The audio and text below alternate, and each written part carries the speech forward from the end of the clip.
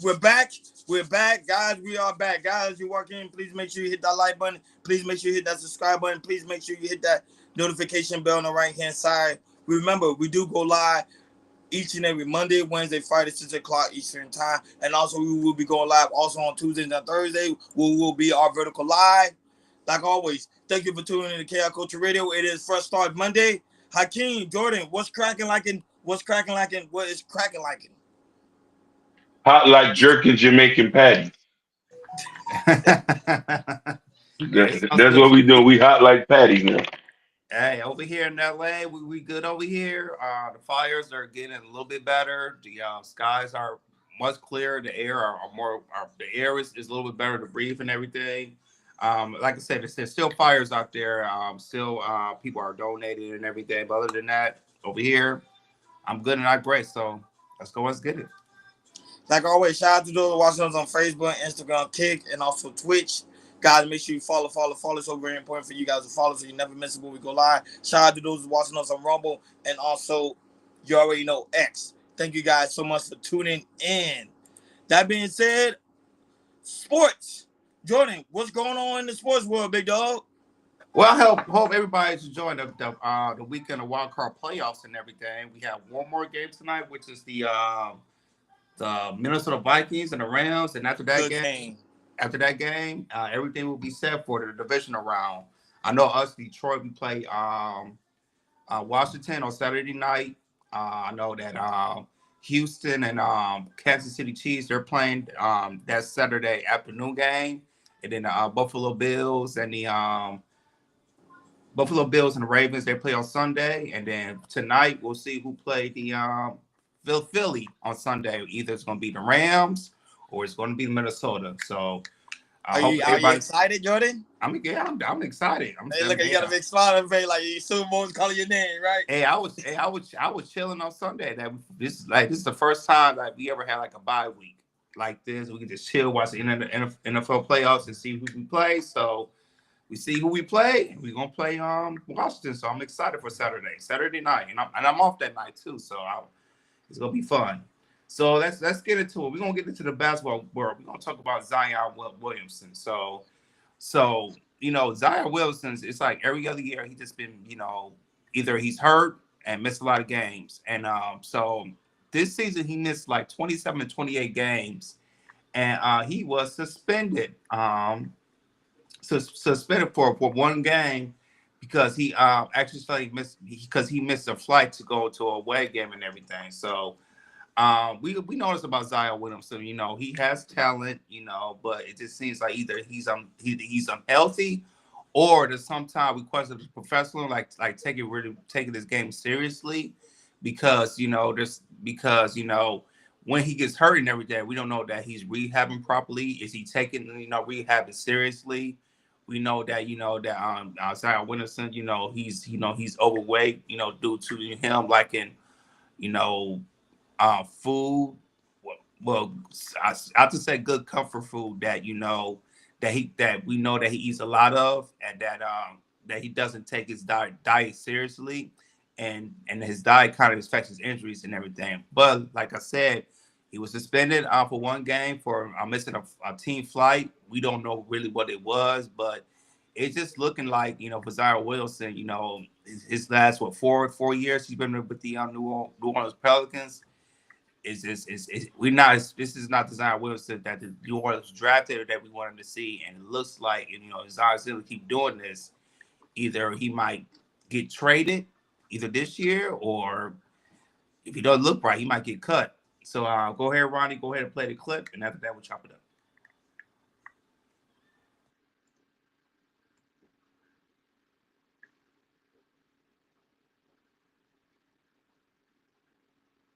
Give me 1 second.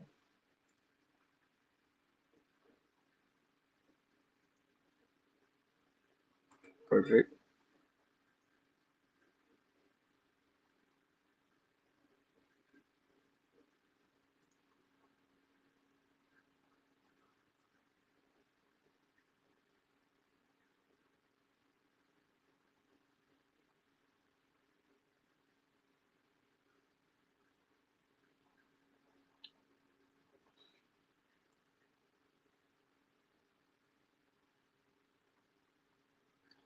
Can you hear it? No? No, click again. Double click again, and then go through.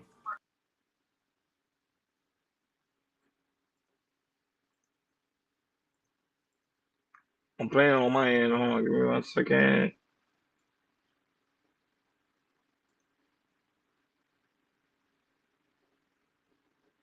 It should be there. Give me 1 second, folks. Trying to get used to this stuff. I clicked the link again. Give me 1 second, folks. Give me 1 second. Okay. We share it again. Give me 1 second. It might open up as another tab. Is it a YouTube link? Yeah, Yeah. it's a YouTube link. Yeah, it's gonna open up as another tab. Okay, got you. I see it. I got it. Shout out to Sophia Gracious in the chat. Appreciate you, sister, as always. For all the Hey, support. Sophia. Support for Chaos Culture Radio.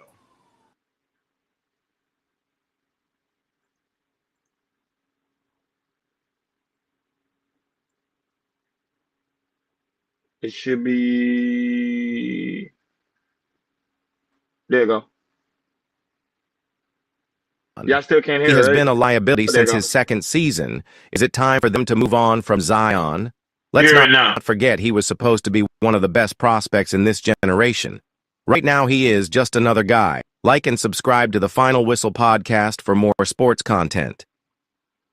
New Orleans forward Zion Williamson was late for Thursday's team flight to Philadelphia, leading the Pelicans to suspend him for game against the Philadelphia 76ers.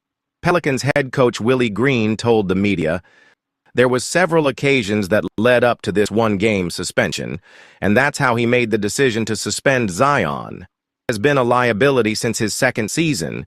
Is it time for them to move on from Zion? Let's not forget he was supposed to be one of the best prospects in this generation.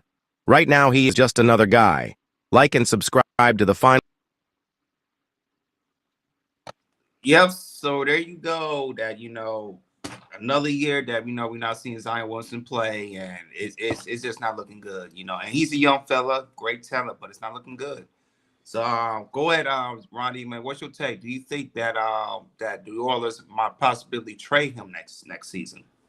Yes, I think they should, because Zion right now, they not to say anything about his weight issue, but his weight issue has been a number one issue when it comes to the Pelicans. They always talk about it because he knows pretty much stick on that strict diet.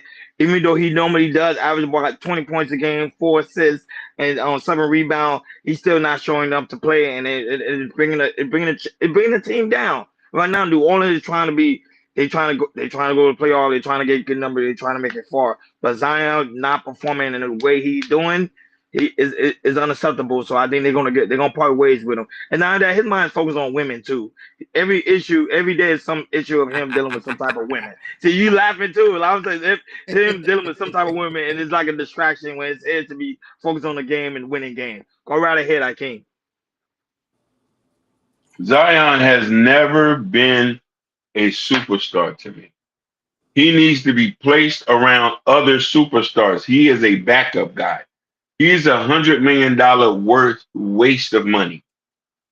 Yes, he can dunk, but he doesn't have basketball IQ at times. I've seen him play, and I notice who he is. I'm talking about I could see him being complimentary to like Alonzo Ball or LaMelo or Melo Ball. Like if they shift him to Charlotte and he was doing an assist, Melo and Zion can go to a championship. But him by himself, Zion, I'm surprised they haven't let him go so he can get fat back where he at. You know what I mean?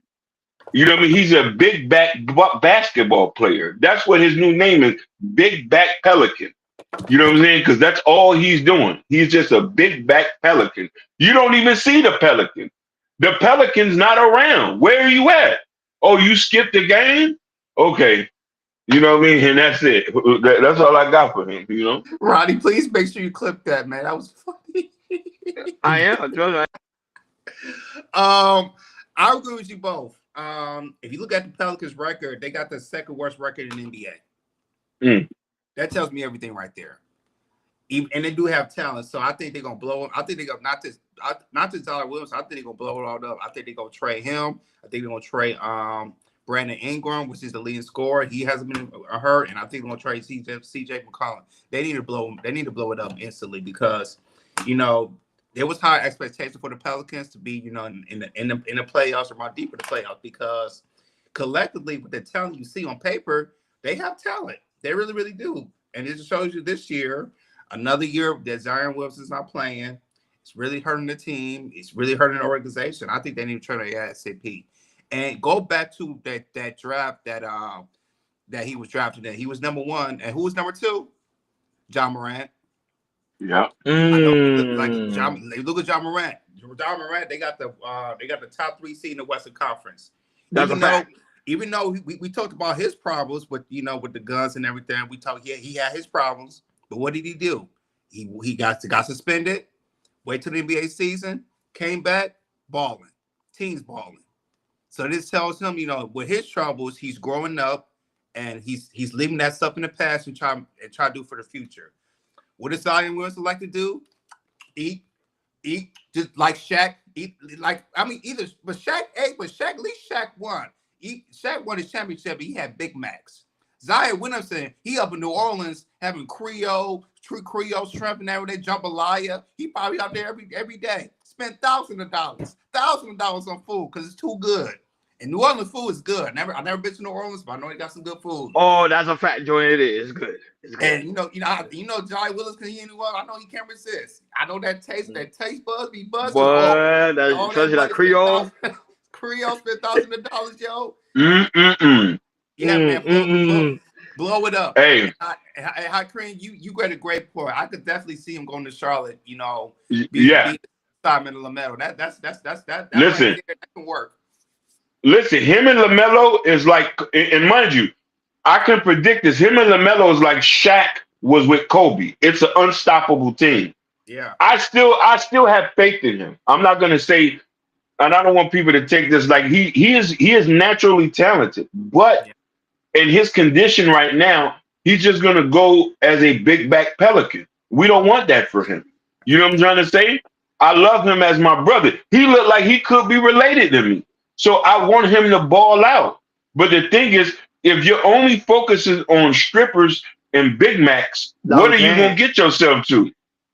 So some big trouble. Hey, he's a big dude. And remember, he's been getting a lot of big trouble since last year because of these women. And I want to say, oh, come on.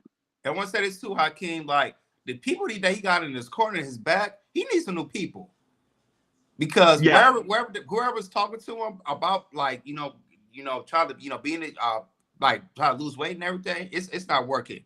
He needs some new people in the corner ASAP. No, but they say he won't follow the diet. They give him a diet plan. He just don't want to follow it. That's on him though. Y'all right, but let me ask you a question. How are you worth millions of dollars? Because let's get something straight. He had $100 million contract. Let's get that out the back. He's worth $100 million. If I had $100 million, the personal trainer is sleeping with me in the same bed. We waking up working out. And Hakeem, I agree. Hakeem, I'm gonna say this too. In this contract, they put some incentives on there. So if he stayed at around 280 or something around like that, he'll accumulate more guaranteed money. But he goes over that, he's not gonna get that money. Wow. You see? So listen, just $1 million. I'll be seeing the personal trainer every day. He's living in the house with me. He has multi-million dollars to get a personal chef, a trainer, and nutrition around the clock. I don't know what it is, but here's the thing. You said something earlier, Jordan, that needs to be addressed. Who's around him? Who's around him? Who's talking to him? Is everybody around him a yes man? If nobody's saying that, hey, fam, you need to slow down on the Big Macs and the ho-hos. Fam, put that down and pick up the basketball. Matter of fact, let's go take a walk. If nobody's talking to him, you just a rich slave who's going to get over. Remember, there was another guy from the NBA who had got kicked out. He had a weight problem. And he's humongous now. I forgot who he was. I think it was some African guy. You know what I'm saying? But You remember there was an article about LeBron. I read in Sports Illustrated where LeBron plays literally $1 million a year to keep his body in shape. Yeah, $1 and million a year. you see how he's playing? Woo! He's still playing like he's 20. So I it would have is thought this was beneficial. the 20. Yeah, yeah. It's beneficial. Zion, I Mhm. don't know. Zion, he's just, there's some guys they just don't like structure, and he's just one of them. You want to do his own thing, but don't worry when they send him out for good or no team pick him up, then he's gonna fill it in. And all the women leave. Oh That's what man, it is, man. But I don't want that for him. He's a young guy. He's not an older guy. He's young. I He's young. I think he just I just turned 25 or something like that. Yep, correct. 25, 24. Yep, correct. Like I say, like, share, and subscribe, guys. Don't forget to hit that notification bell on the right hand side so you never miss when we go live. Shout out to those that's also in the building. The lovely Sapphire Grace is in the building. The lovely Me, co-host of the Shot Your Avengers, always the first one in the building, showing us love. Thank you for being there. And also Tequila. It's also in the building. Happy Tequila. New Year, Tequila. Great Happy to New see Year. you. Shout out to the 10 people. Shout out to the 13 people right now watching us on X. Shout out to those watching us on Instagram. It's your girl Stephanie right now watching us on Instagram. Shout out to those watching us on Facebook as well, Oh, and also Rumble. shout out to Stephanie. I saw that she was doing community work. Yeah, I Yesterday saw too. in Pasadena. So shout out to Stephanie for doing that big time. Good. And she video blogging, so it's really, really good. And it showed that them homes are really destroyed, so it Yeah. is not Yeah. cap. So shout out to that, man. But man, my prayers go out to them, man. They really, really, really. But I know we're gonna talk about it soon. I'm not gonna mess it up, but we are gonna talk about it soon when it comes to the California fire. So that being said, you already know Stephanie Walker. There she go. Yo, fam, she's in the building. Yo, that being said, money. Jordan, it's the second week of the new year. It's about the money, man. We trying to figure out how to make more money. So what's going on with the money? Cha-ching. Let's do. Let's get into these finances. Let's talk about building an emergency savings fund. So it says over the quarter of Americans, around 27% are reported to not have an emergency savings fund. So the reason to have a more emergency savings fund is like anything can happen, natural disasters, here over here with the LA fires and everything, when you don't have really nothing, to save something between 3 to 6 months worth of savings for anything can happen. So we're gonna play the clip from Yahoo Finances. So go ahead, Ronnie, go play the clip of Yahoo Finances to show how to build an emergency savings fund. Bank rate as of 2024, 27% of Americans don't have an emergency fund, the highest percentage since 2020. If one of your goals is to start building those emergency funds, we are here to help. Lawrence Sprung, Midland Financial founder and author of Financial Planning Made Personal, joins us in studio. Lawrence, great to have you here with us. So, as you're trying to build an emergency fund, where is the right place to start? Yeah, so you have to figure out what the amount is that you need or want for the emergency fund and then start budgeting for it. Create a budget that includes a monthly amount that's going to go towards that emergency fund until you've built that up. So how do you go about the calculus and making sure that you are coming to the right conclusion of what that number should be? Yeah, so that's different for everybody, and depending upon your life facts and circumstances, you'll really want to look at that for your personal situation. For example, if you're in a role that if you lose your job tomorrow, you can replace it very quickly, then you can essentially be on the lower side, maybe 3 to 6 months. If you're self-employed and worried about the ebbs and flows of your business, you might need something in the range of 12 to 18 months, depending. And so where should it be deployed towards as you're thinking about what you've saved up and then what the first items on that checklist should make sure that they're accounted for if you do need to tap into that emergency fund? Yeah, so I would start with setting up a separate account where you have what that goal amount is set aside in your mind or on paper or part of your plan, and then start allocating money into that account each month. And typically high yield savings accounts, high yield money markets, those work really well because it gives you a higher rate of interest than you're going to get get from the bank, and it's immediately liquid. So if that emergency rises tomorrow, you can tap in, get that money without any penalties or hassles. A Bankrate study from 2024 found that 38% of Americans were willing to go into debt for discretionary purchases like travel or entertainment.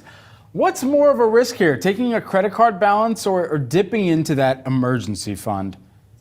Yeah, so I think, definitely taking that credit card balance. If ultimately push comes to shove, you have to access that money, you're better off dipping into that emergency fund. Hopefully you refill it before your next emergency arises, because then you might need to dip into the credit card balance. But you have to be able to, be flexible with your planning and understand that, just by taking out of the emergency fund and not going to the credit card doesn't mean that you've solved all your problems. You still have to plan for that emergency. All right, I'm hoping that people don't have to pull a Brian McKnight and start back at one. But if they do tap into the emergency fund and then start over and rebuilding that, what are your tips for starting over? Same thing that you did when you started out. Figure out what that emergency fund amount should be, create how much you can put in on a monthly basis, and start socking it away in that separate account until you've reached that amount that you've set as your goal, and then you're back in business. And then once you've hit that goal and it's tapped out, you can then reallocate those monies to other places in your budget that might require them. Generationally, rather, how does the emergency fund planning shift as you are later on in life versus earlier on, and just doing some larger planning of how you get started? Yeah, so I think earlier on there's a lot more risks, right? You can have a risk of losing a job, you have a house. As you age, maybe you don't have to be worried as much as about your job, because maybe you're retired, maybe it's now the emergency roof issue, a plumbing issue. So you could substantially lower your emergency fund at periods of time. So it's something that you have to look at based upon your life facts and circumstances. Lawrence, always a pleasure to grab.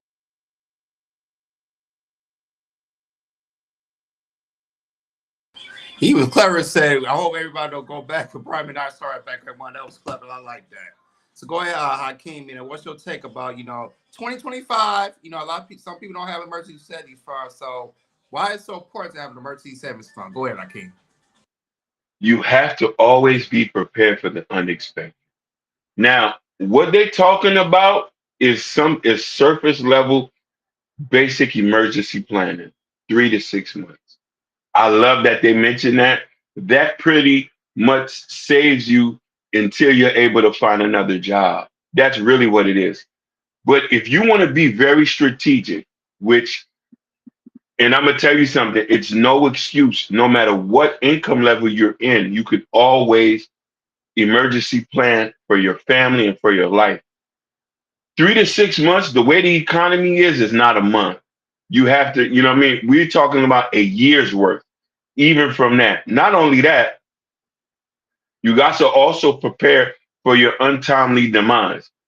Look what's going on in California. How many of those people who passed away, God bless their soul, had life insurance? How many of them? Let's really talk about it. How many of them have home insurance? How many of them had second homes to go to? No. So when we're talking about putting yourself up, it's emergency plan plus contingency plan. What happens if this fails? Where do I go? So it's good to just start off with the emergency from 3 to 6 months. But I want people to start thinking about, if something happens to you, is your family going to be okay? Are they going to be able to take care for the next generation? So I really am very passionate about this, because I've had family members who passed away who did not have life insurance. I knew friends who was a paycheck away from losing their cars and this and that. And it all goes to budgeting, knowing what you can afford, leaving the dresses, the bags alone, the 50,000 sneakers you want to buy. All that counts into your budget, into your emergency fund. It's so important to have an emergency fund. They say right now, like 60% of Americans don't even have a savings account. So that's very alarming when you see that stat, that 60% of Americans don't even have a savings account. So you as an American got to make it a priority to have an emergency fund. Like Hakeem stated, you never know what may transpire. One day you may have a job, one day you may not. One day you may be physically fine, but the next day you might become physically sick. So stuff does happen. That's just how human nature works, and that's how nature works itself. So that being said, if you create an emergency fund, make sure don't just have it in a regular savings account. I know this is not financial advice. However, the smart thing is to do is put it in a high yield savings account so you can generate revenue while you save just in case that emergency does happen. So you save up They said the best way to start is save up at least $500. At least 500. Yeah. Start off with 500 and then work your way up every paycheck. The rule of thumb is always pay yourself first. That's why they say pay yourself first because you're able to save first, then take care of your priorities. Don't just do your priorities first without saving first. So saving is the number one key to building pretty much your security and not only that, but financial wealth as well. So be smart in the game is very important, especially in this year. Make sure you create a emergency savings fund. Go ahead, George. And you can start right there by putting a deposit from your tax income, your return taxes that will come in the next couple weeks or so. You can start with that. You can That's definitely also start fact. with that. It's fact. Tax season is here. Taxes, do your taxes. Some people are doing it now, and they're waiting for the weeks or so, or if you're in the state that does it as well, you wait on that. But yeah, it's absolutely most important, especially see how these, with LA fires and everything, anything can happen. Anything can happen any day, anytime. Because like I say, coming from a week ago from today, with the winds and everything, and then taking my wife to work, and then doing the show, and then you find out that LA fires started coming, all around in certain parts in LA. It's a must. It's definitely a must. It's definitely a must. So 2025 is here, people. 2025 is here. When it comes to the economy or natural disasters, they save this money, people. That save this money because anything can happen. If you live in Florida, hurricane season happen, you lose your house and everything. When it comes to living in the Midwest, when it comes to blizzards and everything, anything can happen. So it's a must to save. So anything can happen. You at least have something that lasts you for the next couple months or so. No, Safari, you absolutely telling the truth. You say, unfortunately, so many are living paycheck to paycheck without enough to cover even basic expenses. It's hard. It is hard. It is hard out here. I'm not gonna say it's easy. It's very hard out here. Especially at this current moment. But as an American, you gotta make it a priority to find some way to save. While I said America have been in emergency mode for 12 months already, Hakeem. That is a Yeah. fact. That is a fact. So a lot of people out here, they a lot of people out here trying to survive. To me, the best way to do it is stop live below your means. That's the best way to do it. Live below your means. Don't live over your means. And I think that's the problem with Americans. We like to live over our means. We like to keep it up with Joneses, and I think that will always put us in a setback. Always. Sophia also said I have already seen an increase in grocery prices, and they are predicting a 25% increase. Yep, me and Jordan work in the grocery industry, so yeah. Hey, Ronnie, you know how eggs, they're high in demand right now. There's some usually eggs I get like for $3.99. Right now they're at $6.80. I was like, if I'm gonna pay for some eggs, I'd rather get the Vernon Farms eggs. I'd rather pay a little bit more than to pay something that's the quality is bad. I went to get some Vernon Farm eggs, which it has a better taste and everything. Yeah, that the eggs I usually get, that's like $3.99, and then I get like a dollar off of a coupon. Now it's like $6.80. Man, it's crazy. It's crazy. And not only that, but I don't know why people are afraid to use coupon and look at sale prices. To me, that's a great way to save in a grocery store. You don't have to buy. If you know you like Oreo cookies, that's prime example because I love Oreo cookies. If you love Oreo cookies, Hey, it's going on sale this week. Buy like 3 of them and then buy 3 of them. Keep one for yourself and keep the other 2 and then save it. That's it. So you'll never have to run back and go to the grocery store again. Go ahead, Akeem. yo, you want to know what it is? Everybody want to keep up with the Joneses. They think that getting if it's not name brand, it's a problem. when the generic brand just worth the same amount of situation. Akeem, you speaking quiet to the ear, man. You ain't Keeping them lying. Joneses gonna keep you broke. Stop keeping It's up with gonna the keep me broke. Joneses. But I don't know. As you get older, you care less about Jordans and Timberlands and this. Me, I really could care less, bro. I'm being honest. As I get older, I'm like, man, I'm trying to make some real money out here, and nobody ain't got time to be like trying to keep up with the Georgia, with the jewelry, with the chain, and all. Man, that I leave that for the rappers. They can have it. They got it.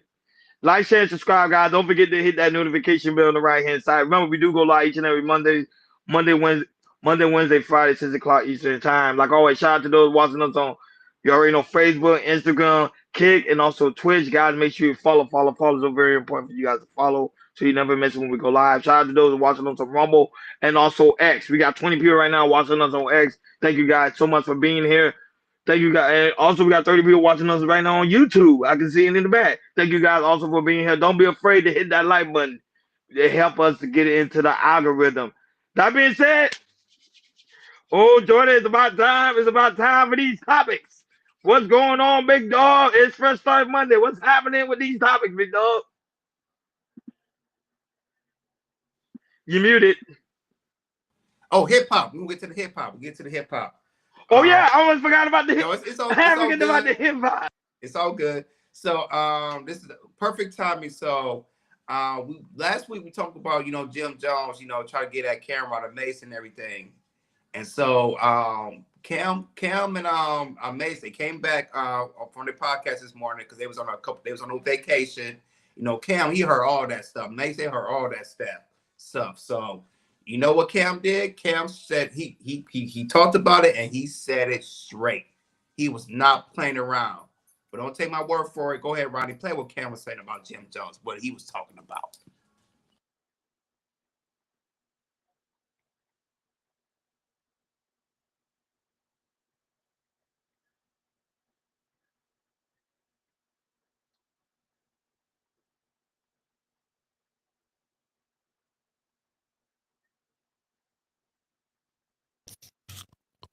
You are a guardian angel and designer, nigga.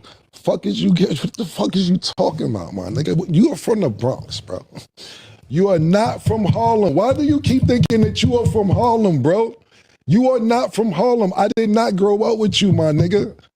I did not grow up with you. Contrary to what you believe, I did not grow up with you. You are from the Bronx. Did your grandmother live in Harlem? Yes. Did you come see her? Yes. Did I see you time to time? Yes. I did not grow up with you. You talk about dick ride now. That's where this old shit, I would have left you alone. I would have left the old shit alone. But listen, dick ride, do you remember how we met, nigga? Pause. Not met, how you got cool with us? This is how this started. I want y'all to go Google Cameron 1995 freestyle. Tenants and pennies with a 44 Johnny honey. And now I'm in Gotti money. Niggas wanna be cool but couldn't piss in my potty money. And I snuck my dick in your door, the bucket in order, bucket the store, running from cops, like a report, sweating niggas like buckets of water. I got the jacket running wrong. It's like looking for a spot. It's like fraud tonight. You ride shit my start. Don't make it a habit, G, or I'ma extinguish two in your cavity. Cause where I'm from is like a ghost town. We packing toast clown, fuck around. Your bitch has to get a blown crown. Doggy, you think the way you say is raw as bloodshed. I make your block hotter than that state that Barkley played. Yeah, now go Google Mase, Cameron Cardan, DJ Clue. Niggas don't understand, son. The bullets in their calf and they can't run. Niggas all on top of you, beat you down with handguns. Bust back, but you never get the land one. Run with grimy niggas and die with shit your man done. You dream the world I'm living in. Wanna fuck the bitches I be swimming in. Cute, but don't consider me feminine. Wilder than them cats that be rowdy to the Benjamin. Google Children of the Corn 12-minute freestyle. Nigga like a blast mags, put niggas in trash bags, so dash bags will get your ass tagged. Hey yo, the gruff been rough for years. I be bucking queers and throw the ass down the fucking stairs. Step to this and you a doom victim. Hey yo, I'm iller than that shit that fuck up your immune system. Google Bloodshed and Cameron, Children of the Corn freestyle. I'd rather off that you near me. I'd rather have you fear me. To have your mother teary-eyed. Flowers, candles, 40 bottles, very died. No, we lied. But the young kid had to show his pride. See, I run with Mr. Kids. You'll have a twisted wig playing R. Kelly when you know my ass Mr. Big. Are you at any of these places? No, nigga. You was not there, man. You wasn't there, nigga. This is what happened, how Jomo got cool with us. Them freestyles that we just showed y'all, go Google them, have fun with them when you get time. We were popping. It wasn't no internet. Mase, myself, Big L, even though Mase and Big L on the same page, Bloodshed, my man Herb McGruff, we were super duper popping in the street prior to the internet. Everybody knew we was about to get a record deal. Everybody knew this, nigga. It wasn't no secret. Basically, you heard our freestyles. And you came up to me one day when I was chilling in front of the house. You said, and this word to my dead mother, yo, man, I heard the freestyles. Y'all killing shit. Yo, you know my grandmother died. If y'all want to come by and just hang out, y'all could. Y'all more than welcome. We like, all right, Jomo, thanks. It didn't really make sense at the time because we like, yo, my nigga, where's Jomo inviting us to his house for? Even though he cool nigga. But it didn't make sense to be going to Jomo house. More freestyles come out. Yo, I heard the new shit you did. I heard the new shit you did. Yo, you want to come through? Come through. Why? Why are we going to Jomo's house? Cool. One day, I'm leaving Mace's house on the west side, going back to the east side. I stop at Jomo's house. His grandmother died, God bless her dad. And he had a free crib. So yeah, I would bring some bitches over there to fuck sometime. A little crack maybe. I'd be at everybody's house though. I love my grandparents. My grandparents were strict. I stayed at Duke the God house. I stayed at Mase with Kuda. I stayed at her. I stayed a bunch of. I never needed nowhere to stay. You act like niggas on your couch. You was a fan, nigga. You begged us. You are a fan, nigga. A fan. We didn't grow up with you. I am from 140th and Lenox. I am from NFL. Up the block was 40 Wolves. Lou Simpson's on 142nd Cross Square. D. Ferg on number 8th Avenue. I don't see you around none of this. Shout out to my nigga, what's the nigga Final Four Billy and them used to, you not from none of that. So you can sit around and act like you've been around all this Harlem shit and everything. You ever see somebody from Harlem try to act like they from Harlem so bad that you got to keep saying, I'm from Harlem? Niggas from Harlem know who's from Harlem. You don't have to keep saying you from Harlem. So that's first and foremost. All this, yo, niggas was on your couch. You were fanned out and you begged niggas to come to your house after you heard all these mixtapes. That's how you got in, nigga.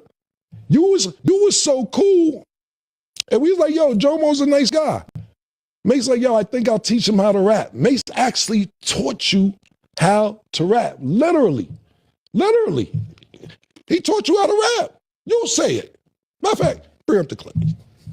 Mase helped me learn how to rap. Mase taught me how to rap. Mase actually showed me, he was the first person to show me how to rap. Mase actually sat me down and showed me the magic to rap. We taught you how to rap, nigga. How you ran the whole organization.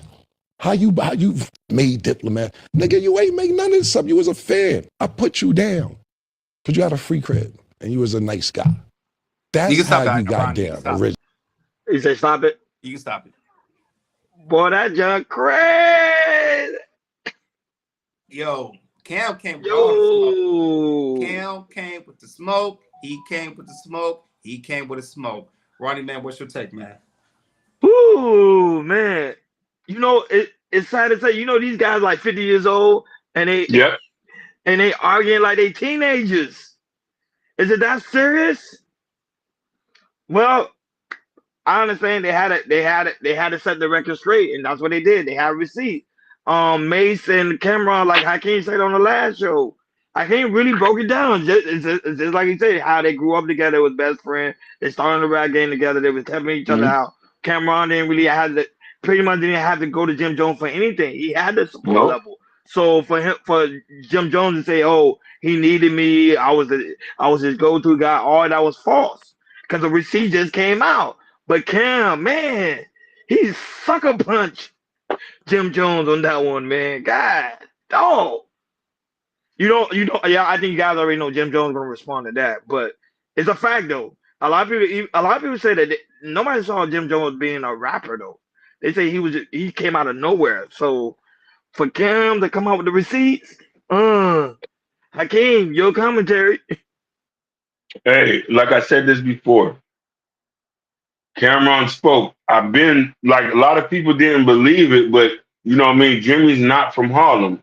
I keep saying Mase, Cam grew up together, you know, but you know, Jimmy always it's sad because I love Jim Jones because he's a solid dude because he did something personally that's personally connected to us. You feel me? Um, it hurts that I had to give him that work because I love him because he is a good dude at the end of the day. But like when it comes to that Harlem stuff, whew, you just gonna have to leave that to Cameron. That's all I gotta say on it. Hey man, Cam locked it down. He locked it down that I don't think Jim Jones will come back and talk about it because Cam just put it down. He know the history. He took it way back and everything. Mace said as well. Like I said, Jim Jones, Mace taught you how to rap. He taught you how to rap. So I just think that I think like I said last week that I think Jim Jones, I think he's kind of hating, with the success with Cam and Mason and their podcast and everything. Cause they're doing a marvelous job. They got a deal. They're getting great numbers, great views, and everything. They interviewing good people. So for Jim Jones to come like that, man, like I said, I did not like it, but like I said, Cam laid it down. He laid down the facts. When it comes to the facts, you can't beat that. So that's all I gotta say about that. Oh, man, that was ugly. That was ugly. I can't wait till Jim Jones respond to it because I know he's gonna respond. I'm just curious what he's gonna say because that was some hard receipts for him to counterattack that. Some very hard receipts. Like, share, and subscribe, guys. Don't forget to hit that notification bell on the right hand side so you never miss it when we go live. Shout out to those watching us on Facebook, Instagram, Kick, and also Twitch. And also shout out to those watching us on Rumble and also X. Right now, we're getting ready to deep dive a different variety of topics. It is Fresh Start Monday. Go right ahead, Jordan. Do your thing. All right, let's go. Let's get it. Let's go. So the first topic we're gonna talk about, we're gonna come here in my neck of the woods in LA, and there's still fires, going down in the Pacific Palisades. Pacific Palisades, and also up in Altadena. But we have a clip for you guys from one of the residents from the Pacific Palisades of a mother confronting the governor of the California, Gavin Newsom, about how her house burned down and also a school burned down, and she's asking Gavin Newsom, what are you going to do about it, with this situation? So go ahead, Ronnie, play the clip, and after that we'll chop it up. A distraught daughter's school burned down encountered Governor Newsom during a visit to the Palisades. And it was caught on tape, and this video aired on Sky News. You got a second? Governor, I live here, Governor. That was my daughter's school, Governor. Please tell me what you're going to do. I'm not going to hurt him, I promise. I'm literally talking to the president right now to specifically answer the question of what we can do for you and your daughter. Can I hear it? A distraught mother whose daughter's school burned. Can I hear your call? Because I don't believe it. I'm sorry. There's literally, I've tried 5 times. That's why I'm walking around to make the Why call. is the president not taking your call? Because it's not going through. So Why? I have to get cell service. So let's get it. Let's get it. I want to be here when you call the president. I appreciate it. I'm doing that right now. And it's to immediately get reimbursements, individual assistance, and to help you. I'm devastated for you. I'm so sorry, especially for your daughter. I have 4 kids, losing Everyone, school. Can I hear your call? Who went to school there? They lost their homes. They lost 2 homes because they were living in one building another. Governor, please tell me, what are you going to do with the president right now? We're getting the resources to help rebuild. Why was there no water in the hydrants, Governor? It's all literally. Is it going to be different next time? It has to be. Has to be. Of course. What are you going to do? I'm doing To everything. fill the hydrants. I would fill them up personally. You know that. I literally have. I would fill up the hydrants myself. What? I understand. But would you do that? I would do whatever I can. But you're not. I see the. Do you know there's water dripping over there, Governor? There's water coming out there. You can use it. I appreciate it. I'm going to make to address everything I can right now, including making sure people I'd are like safe. to make sure you do. Can I?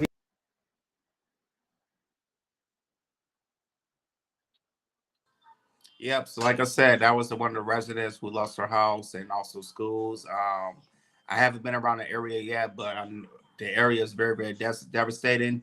And for those who don't know where the Pacific Palisades are at, it's right off the shore of the ocean. It's right by off of Malibu, right off of Malibu. And it's either that people that have like celebrities lives there, who have $1 million homes, and also people who have those homes, that's just passed around for generations. When the stock market was skyrocketed between the 90s and the 2000s in especially in California, especially in that area and everything. So and a lot of people and the governor is really getting heat about why what are we going to do, because a lot of people feel like that people that lost their houses, that not really the government but the state or in the city of LA, they're not really doing enough to get what they need to get, like when it comes to resources, when it comes to money, aid, or Pacific. I mean, there's like evacuation areas for people to go to chill, relax, and everything. But a lot of people feel like, once the fires are down and everything, when are we going to rebuild our houses, anytime soon. But with all these sanctions that California got, and everything, and also with people that have insurance, it's going to take them a long time, either to rebuild all the insurance and everything. So a lot of people was fed it up how um, the mayor and also the governor is doing in these situations. So go ahead, Hakeem. Looking at you looking at what's going on with the fires and everything, and also hearing the information of when I'm seeing out here in LA. What's your take of what Governor Newsom is doing at the state that he's doing right now? Hey, brother, thank you. And I appreciate you passing this to me. You know a little bit more than me. You're in California. But what I do know about governments and understanding is that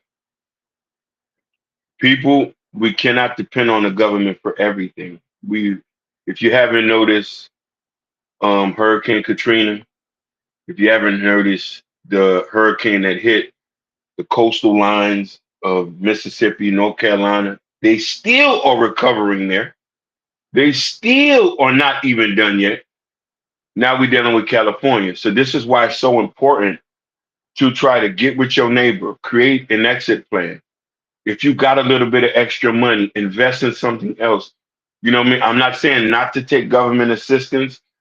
Get it when it's there, but you have to create a contingency plan for your family. Look what's going on. Insurance company dropped a lot of people during that is criminal. And mind you, here's the thing, Sophia, the insurance company are in the back pockets of these lobbyists and presidents, and this is why you never hear them get convicted, put on blast, or anything, or there's no public hearing.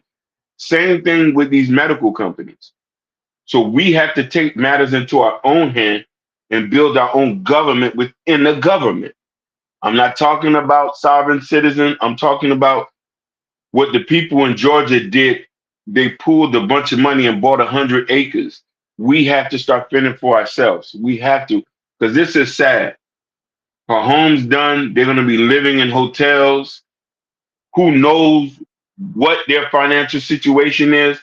Sometimes a lot of people will look at a person and say, hey, they live in the Palisades. They live in Laguna Beach. They live in Laguna Hills. They live here. Some of them houses are passed down. Am I wrong, Jordan? That is correct. That is absolutely correct. None of them people got money. Some of them houses have been passed down and they've just been coasting, doing what they can. They probably don't got no insurance. These people probably don't got no assets. Not everybody's rich like that. So, and I want people to understand that. So when you do get into a position, start putting up a second, start putting yourself in a position where you can protect your family. Buy a second home. Buy a trailer somewhere in the country town. If you know, okay, California's messed up, we got to go cool off until we can get this thing situated. You know what I mean? So things like that. Go ahead, brother. Now you talk about so if I ask the question, then Biden committed to covering expenses for a year. Yes, but they don't start until 180 days. Thank you. So How many he to has committed? And the thing 180 is, days, that one is gonna start. he leaving next week. He ain't gonna be. He last week. leaving next week. He leaving next week. So people are starting to have more and more distrust for the government because of a situation like that occurred. Like, come on, California is, remember, it's Hollywood. Nothing but the wealthy lives there, and they ain't had no water. It makes no sense. And now that you had a mayor that went out of time to Ganya, doesn't look good. So it's very alarming when you see stuff like that going on, especially in the city of Los Angeles, because stuff like that shouldn't be going on. We shouldn't be able to get help from prisoners because there's no firefighters. We shouldn't be getting help from Mexico because there's no firefighters. We shouldn't even get help from the Ukrainians who's really trying to come over here to help to pull out the fire over there in Los Angeles because there's no firefighters. We have to do better as Americans, and not only that, as a people. The governor Newsom did a tremendous. He did a terrible job, and I think he need to resign. That's just my personal opinion. I think he resign immediately, and I think when Trump get into office, he will resign because I think people just lost trust in him. Him and also the mayor. They are doing a terrible job. And not only that, recently, the chief of the fire department, she recently went on CNN and she talked about how she was trying to get aid from the mayor and also from the governor, and they still have not responded to her yet.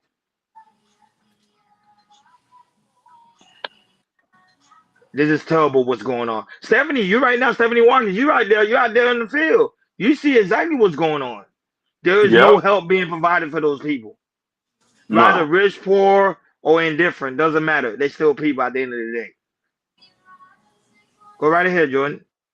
Yeah, just like being in it and just hearing other people's opinions, from all people living in Los Angeles, people that was affected, people that wasn't affected to the fires, and like I said, being over the week on it and being over the week on it, being over a week of what happened and everything, looking at it now and everything, there's some things that I kind of questions when it comes to natural disasters, not just the LA fires. Okay, so what if a big earthquake happened?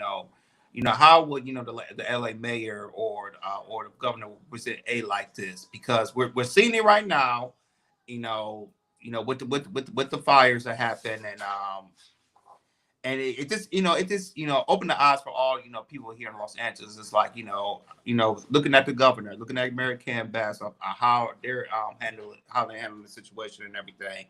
And personally, for me, do I think they should have did a better job when it comes to Gavin Newsom? Yes. When it comes to especially you have around what Pacific in the Pacific area, also over there by the Altadena area. Over by Selmar Woods and everything, and also the Hollywoods, there was burning as well, but that was contained there. That was kind of contained as well. It just puts people thinking, people really political and really of how people thinking, like when it comes to once the fires are done and everything, what's the next step to get our insurance money. What's the next step? We get our houses built again and everything. With, like I said, with all these sanctions that California has and everything, like I said, and also the insurances and everything, because there was another topic we'll add on to it about California's going to cancel the assurances that people that was affected from the fires. They're gonna push it back to 2026. But in the long run, it's going to be a battle, especially with assurances of them sending the money immediately, because it could take a long time for people to get their money. It could take up to 2, 3. It could be actually you might get the money for 5 years to get their money and everything. So, I just feel like what Gavin Newsom was doing, he could have did a lot better job when it comes to a situation like this. He could have, matter of fact, he could have took care of this a long time ago, because we have fires happening all around California, not just here in Southern California, also in Northern California.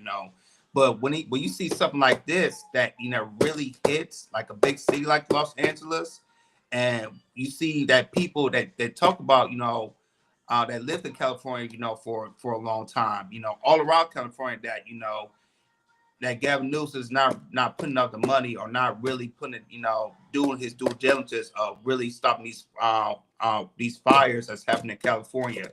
And now I think, since it hit LA, a lot of people is really, really fed up with Gavin Newsom, because they felt like, he could have did a lot better job years ago, before, the fires were happening and everything. And now that, stuff like this happened, when it comes to this elections, in 2020, in 2026, even though it will be Gavin Newsom's his last because he served his second term. This will be his last time serving second term. I think a lot of people will really be diligent when it comes to who's going to be the next governor of California. And they're really going to be diligent, because, see what what the Democrats are kind of doing and everything. It really kind of push people out of California because of a situation like this that can happen, which it did happen in Los Angeles. I could see myself in the next 4 or 5 years. I kind of the shift of how California is kind of operated when it comes to natural disaster, because if we had a big earthquake happen here, fellas, here like in any parts of California, and that Newsom's doing something like this, not sending enough aid like quickly and swiftly like that, it will be worse. That's all I got to say about that. Go ahead, Stephanie. Shout out to this. Go ahead, Stephanie. Shout out to the lovely Stephanie that's in the panel. Go right ahead. Hey y'all, I don't know if my service is gonna keep me on, but yeah, a lot of my friends, a lot of my loved ones have lost homes. People have passed away, and it is devastating. What I will say to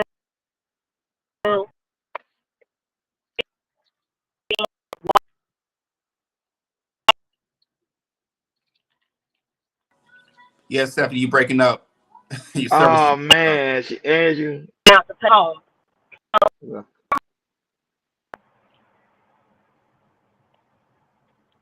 No, you keep going. Keep going, Stephanie. Keep going. You breaking up here and there, but we can hear you now. You just breaking up, but we can hear you. Keep going. Okay. But what I was saying was to put out one fire for one home engine. So when we do the math, especially in Altadena, we're looking at least 26,000 fire engines just for that Eden Canyon fire alone. And we just don't. No county has that many. Has that much manpower to put out that type of fire. I think when we're fighting against Mother Nature, so this is a natural disaster, climate change, because we're talking about these Santa Ana winds that were coming in, and we're talking about people not allowing certain resources to come in, but we really got to look at like what the environment or what the conditions of this environment was that was preventing it. We couldn't do these airdrops for water because they were dealing with winds of 70 and 80 miles an hour, which was unprecedented. Like our Santa Ana winds have never to that part. Hello? Yeah, you're right. Hurricane force winds that she's talking about. Hurricane force winds. Yeah. So that on top of, you have the Eden fire, and then the Pacific Palisades, and then the Kenneth fire. When we have these large fires that are going out, the manpower is not. It's just our infrastructure was not built to deal with this amount of devastation. So I think to cast blame just on Gavin Newsom and Mayor Bass, I think is unrealistic, in a sense of Mayor Bass is not responsible for Pacific Palisades. She's not responsible for the Kenneth Hahn. She's not the mayor of those districts. She's the mayor of LA. So even in LA, when we're talking about that, Altadena is still not in her district, but she's still out here. Altadena is Pasadena. So for that, we're trying to, I think folks right now just want to point blame because we can't blame Mother Nature. The reality of it is, it's just like we were not prepared. No state is prepared for this level of devastation. Y'all feel me? Like, this is not, and I'm just going to take it another step, like, fuck politics. Like, I don't want to cry, bro, but it's like, it's so many people, y'all, that is like, and I'm not talking about white people. This is not a white, like, Altadena is a predominantly black-owned community. I don't know if y'all been doing your studies on that, but like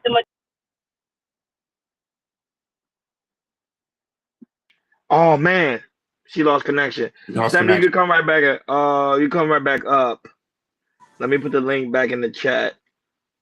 And I kind of want to break down what Stephanie said about Santa Ana winds. So Go ahead, George. Say this, Ronnie Akeem. Let's say a hurricane comes hit Florida, right? Yeah. But it's not raining, it's fire. It's not raining, it's fire blowing it. Imagine hurricane force winds that's blowing fire around the city like that. And the thing is, it's like also I want to add, Stephanie would say be unprecedented because usually like last year around this time it was raining. It was raining around this time, and usually when it rains, we had to worry about it like that. But since it has been raining for the last 5 or 6 months, everything's been dry. If you look at the mountains, it's very, very dry and everything. It's completely dry. And when you see, we have something that's very, very dry, has been ready for months with Santa Ana winds, and then you got the fire like that. It's crazy. Go ahead, Stephanie. You're back. I'm sorry, but yeah, like you're absolutely right. There's so many things that are playing a part in it. I think we just got to look at the humanity of it all, and more than anything, just the huge like y'all going to help. Like I had kids in my house whose families were displaced and they didn't have no place to go. You feel what I'm saying? Like I have it's a couple of one of my friends, one of my close friends, her uncle, two of the deaths that were in Altadena were from her family.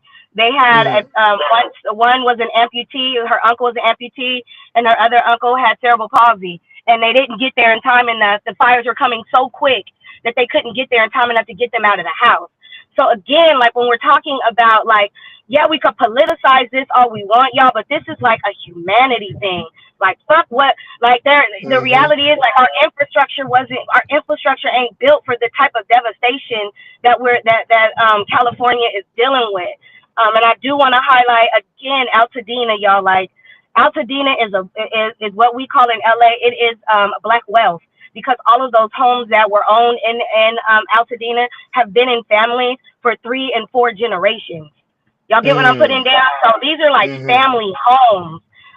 My best friend, Wacola, my best friend lost her family home. And like I heard y'all talking about like, oh, we need to have multiple homes, which is true. And a lot of my friends did. But it's still just like, this is where they were raised. Y'all feel me? Like this is their family. This is their home. When we're talking about resources that are being provided for folks, and I can only speak to Altadena folks because that's where I've been doing the majority of my work. I know for a fact that Pasadena has put into play where folks who've been affected, they get 3 years worth of their rent taken care of. 90% of their rent is taken care of wherever they have to relocate for 3 years.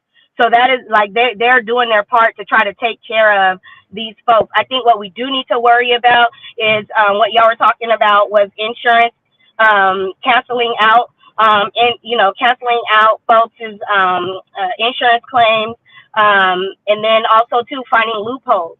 So I was told with another one of my friends, when it comes to insurance was saying like, oh, we have to wait to see if this was arson or if this was a natural disaster before they can even process the claim. So I think, again, like we got to look at these institutions that are really like, we're paying premiums into these institutions to cover us, but they don't have the money to do it. Again, they weren't prepared. We're talking about 1,800 homes. 1,800 claims. I'm just from what I'm aware of alone. They're not going to be, and these are multi-million-dollar homes. Altadena is right by the Rose Bowl. So those homes value at least anywhere from $1.2 to $3 million. Easy money. Preach on it. They don't have the money. Yeah, they don't have the money. And so because they don't have the money, these insurance folks is like dipping out. They just put out now, I think the commissioner of insurance just put out, they're not allowing folks, allowing the insurance to do that. But how many folks has this already happened to? Like how many folks is this already affected?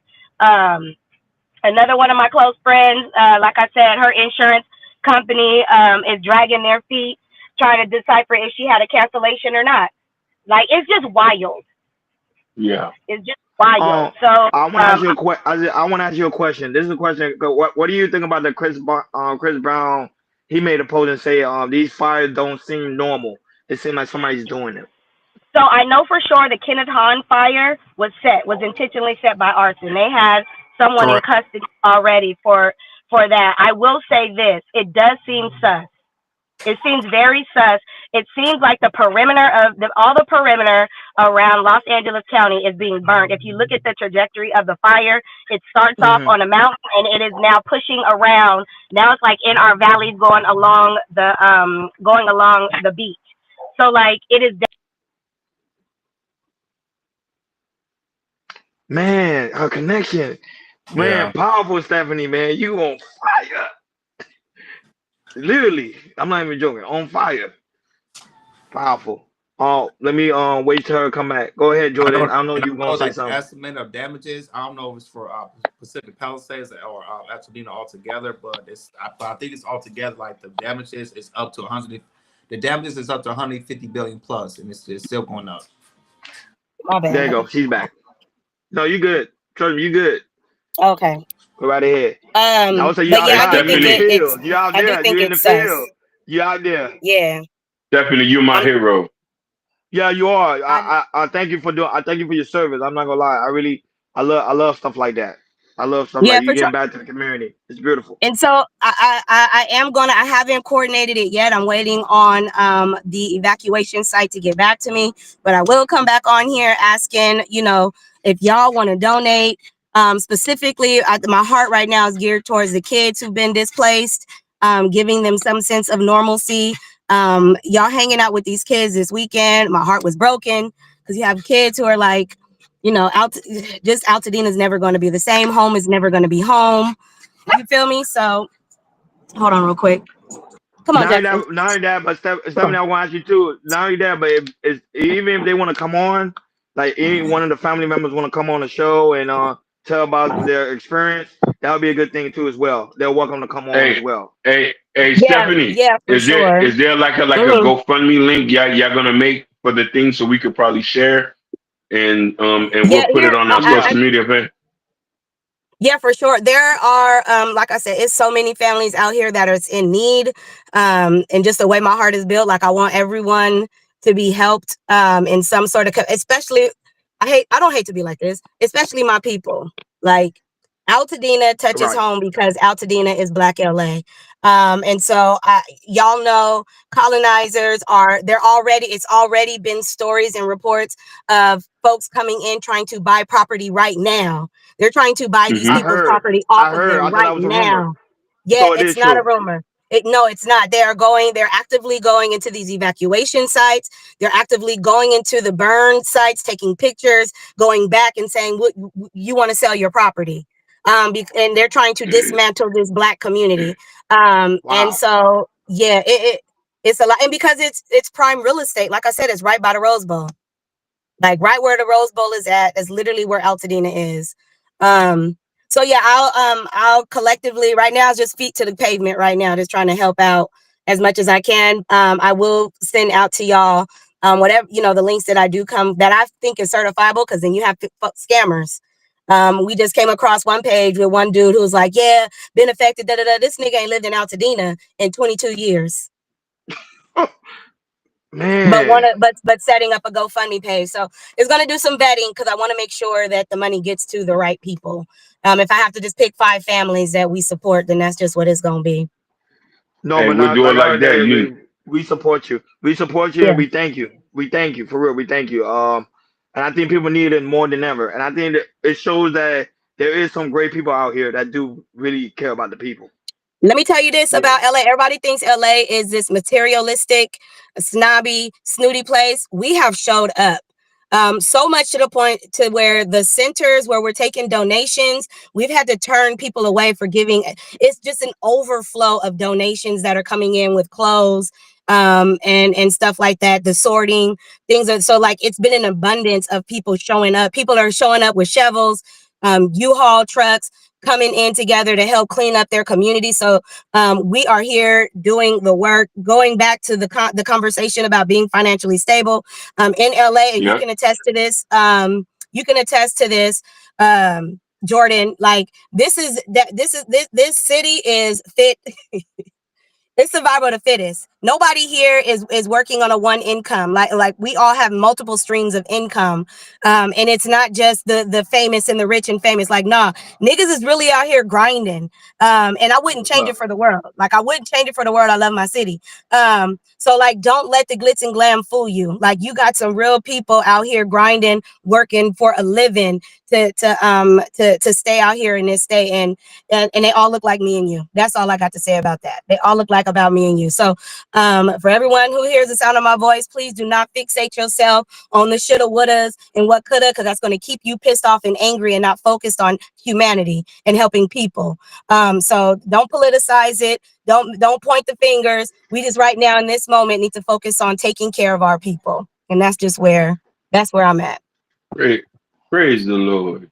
Thank you so much, Stephanie. Like I said, we love you. We support you. Anything you need from us, just let us know. Not only that, even I if some love you, people want to come Stephanie. on, if any one of the people want to come on the show and want to talk about their experience, they're welcome to come on the show so people can see that, hey, this is actually what's going on. Because a lot of people think it's fake. For some reason, a lot of people think it's fake. I don't know how they think it's fake. Because I think because it's Los Angeles, they don't believe that's actually going on. They think it's AI. But you actually out there on the field. It's not fake. There. It's not fake. I worked in Altadena for 5 years. Like I said, my best friend is from Altadena. I have tons of friends that are from there. We walked and went in there. The shit is gone. Like, just imagine you go outside to places that are familiar to you, and it's just to the ground. The only way that you know that this is what it is because the signs are on the streets. Like, the shit is gone. The bank I used to go to, the gym that I go to, gone. Like, gone. The shit is wild. Schools, churches, gone. Like, to the ground, gone. So, and I'm just gonna continue to say, like, Nick, this is people that look like me and you. The media is going to continue to perpetuate the Pacific Palisades, it's a devastating fire too. But out of the Eden Canyon fire is just as significant, if not more. Wow. And yeah, if not more. The amount of damage that has been done, they're both neck and neck. But we hear more about Pacific Palisades because that's where the money resides. And that's where the white, and that's where the celebrities are, and that's where white people are. And they are not speaking to the devastation as much in Altadena as they should. So yeah, I appreciate y'all for letting me come on here and vent and get it off my chest. We thank you. We thank you for real. You almost brought tears to my eyes. I ain't gonna lie to you. You brought tears to my eyes because it shows you can feel the pain. You can feel it. You can feel it. Yeah. You can feel it. And I think any human being can feel the pain. Like when you were speaking, you can feel it. Yeah, for sure. Hey, Stephanie, I'm looking at you in a new light, baby.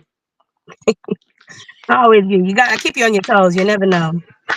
Definitely. Keep you on your toes. But and show you the power of black women. They out there on the field. Listen, boots to the ground. And here's the thing, and I don't know if y'all heard about the 92%, like the 2025, the 92% is supposed to rest. I'm really not in the business of helping anybody that don't look like me. I'm not going out of my way to extend help for people who do not look like me. And so, like, that is why a lot of my attention, don't come ask me to march in the women's march, white women, because I ain't coming. Like, I'm here for my black women. I'm not even here for the brown women. No, respectfully, I'm not even here for them. Just my black women and my black men. That's the shit I'm on 2025. So that's on. Black power! Black power! Respectfully. Black power! Like, share, subscribe, guys. Listen, I'm moving to Oakland. I'm moving to Oakland next year now. Stephanie, well, let me get your IG. Let me put your IG in the chat, so if anybody want to reach out to you, they can. You got your Stephanie, put your email in the chat as you can too as well, so people can reach out to you, because I know somebody's gonna hear this and be like, how can I help? What can I do? Even some people that's in the Los Angeles area. But, so go ahead, Stephanie. You can put you can say it out loud. You can put it in the chat. It doesn't really matter, either or, Steph. Yeah, I'll put it in the chat. No, go ahead. Put it in the chat so we can highlight it for you. So yeah, guys, y'all can go support Stephanie. She's literally out there on the field. You know, Jordan's also in the area as well. You know, Jordan been showing videos and stuff like that. I remember that day when Jordan showed literally the clouds. Literally, it was like of the apocalypse. I couldn't believe. I was like, what in the world? The sun was like the sun was orange, its ashes falling. Yeah, Like I was like, oh my god. Yeah, it was bad. It was raining ashes like in our apartment complex. Like you see Mm-hmm. the pool was dirty. Our patio is Mm-hmm. ashy. It was bad. Like it was. So for those who think it's fake, the shit is the. I know we Tinseltown, but damn it, we ain't. Yeah. So and I know. I mean, the incarcerated folks who are helping out the youth, that are Yeah, helping that was out. good. Big That was good. shout out to them. Mexico showed up. South Africa showed up. Canada showed up. Again, like I said before, like just like 26,000 engines are needed just for the Eden Canyon fire alone. So we got so it's 3 fires just like the Eden Canyon fire. So y'all do the math. There is no state. We don't even have 26,000 engines in the state of California. There's no state that has that amount of manpower to cover this type of devastation. So we're going with that plus resources of water. We haven't had any rain. Jordan, I'm glad you brought that up. It hasn't rained in California for 6 months. We have no water. Great. So everybody mad like the water is dry, but like, nigga, where the water coming from? Where we getting water from? But y'all next to the Pacific Ocean. They say y'all could have got water from there. We Correct? can't fly there. You can't fly to pick it At up the time, because I mean, it's Ronnie, 80 at the miles an hour time, winds. it's like you got hurricane winds and fire that does not. So you can't really fly and try to. No. Terrible.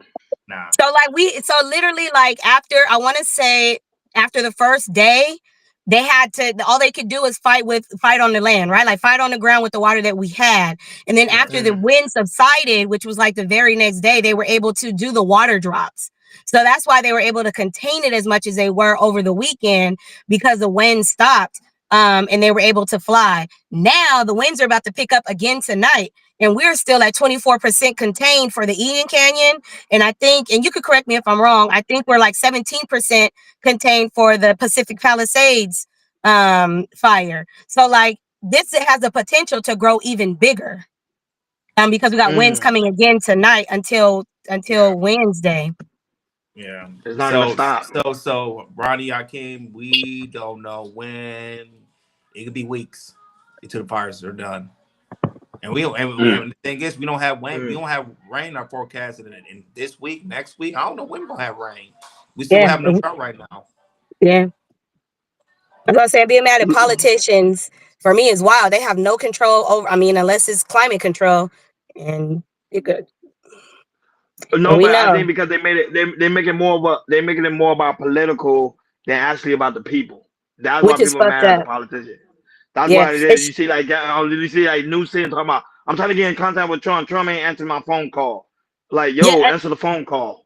Yeah, like, and I also shout out to to the great sis Maxine Waters because she made it very clear too on CNN. She was like, "Listen, I don't want to talk about no fucking politics. It's people dying. This has nothing to do with politics." It doesn't. And I think that's the energy we need to be on. That's the energy we need to be on. We could point fingers at each other later. The Crips and the Bloods, y'all can bang it out later. But right now we need to focus on the people. Because these insurance companies, we're gonna talk about it, but these insurance companies, that's a whole nother ball game with them. But like I say, like, share, subscribe, guys. Don't forget to hit that notification bell so you never miss it when we go live. Shout out to the Aston Williams, the creator of Shiesty Avengers, also in the building. He said, Stephanie with the heart shape. You know, a lot of people showing you love today, Stephanie. Know your worth. I love y'all. Was also showing you love. On Busy Y'all is also in the building. Shout out to you. You know what I'm saying? Y'all can go reach out to Stephanie. It's your girl Stephanie on Instagram. Literally, that's her name. It's your girl Stephanie on Instagram. Hopefully she put her email in the chat so we can highlight it so people can go out there and help. This is a tragic thing that's happening right now to Los Angeles. You know, and shout out to those watching us on Instagram. Show love, man. Show love for the city of LA, man. We love LA. We pray for people in LA. You know, Jordan and Stephanie's in LA. So, you know, we want to make sure you guys are safe. You know, we pray for your friends, your loved ones, because, you know, that's some, you know, we deal with hurricanes. I can't tell we deal with hurricanes over here in Florida. Hurricane could knock a whole city away, but y'all dealing with fire. You know, and I think Detroit Fire. was dealing with a storm with a snowstorm. The snow. I think it was really bad over there in Detroit. So I'm And saying it's like snowing in everybody dealing with Atlanta. Mother Nature. And it's Yes, snowing in It's Atlanta snowing real in bad. Atlanta. Like, They got Tennessee, snowed Georgia, in. yeah. Kai Cenat almost crashed his car I on the believe it. tree yeah. So Mother Nature is doing her thing, and she Man, don't like what's global going warming is on. real. So global Global warming warming is is real. real. I can't talk about that a lot. I'll be like, I can't keep Mhm. capping, but I'm starting to believe Hey, him. it ain't global. Hey, it's not global warming no more. It's called global boiling. It's over Yeah. that. Global Yeah. boiling. Yeah. So everybody want to know what's going on. Jordan, everybody want to know what's going on with Jason Whitlock. What's happening with him? His house got burned down. No, not necessarily. He don't live in the state. But we covered this last week with the Skip Bayless and the Joy Taylor of the one of the hairstylists is suing Oh. FS1. And so but Jason, we covered this last week with Jason Whitlock and Marcellus Wiley cover when they was there at the time at FS1 about they kind of saw the Joy Taylor and what's the other dude, Emmanuel Acho wanted to work for Speak. So Jason Whitlock, he left. He doing his own thing. He's on YouTube. And then Marcellus, he was there for 2 years, worked with Emmanuel Acho. And then after that 2 years, he left. And then Joy Taylor, she got on Speak and everything. But Jason Wiggle was talking about, at the time he saw Joy Taylor with her peanut butter skin and her wax. He was talking about that. He had to step away because he thought he was gonna do something. So Cam Newton saw that, clapped back at Jason Whitlock, talking about he ain't that guy. And then Jason Whitlock clapped back at Cam Newton again. So Ronnie, go ahead and play the Cam Newton clip first, and then play the Jason Whitlock clip after, and then we'll chop it up. All right, y'all. I'm out. All right, take her, Stephanie. Love ya.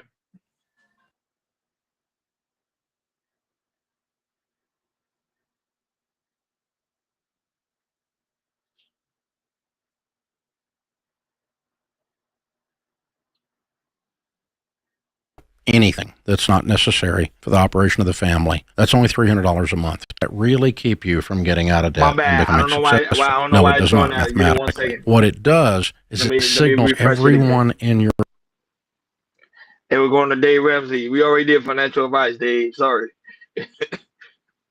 $75 a week Wait a minute. Hold for on. anything that's Hold on a necessary. second. My bad, folks. Give me 1 second.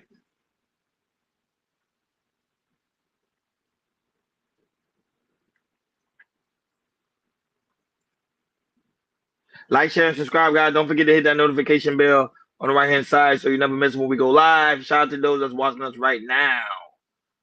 Let me share my screen one more time. There you go. It should work now.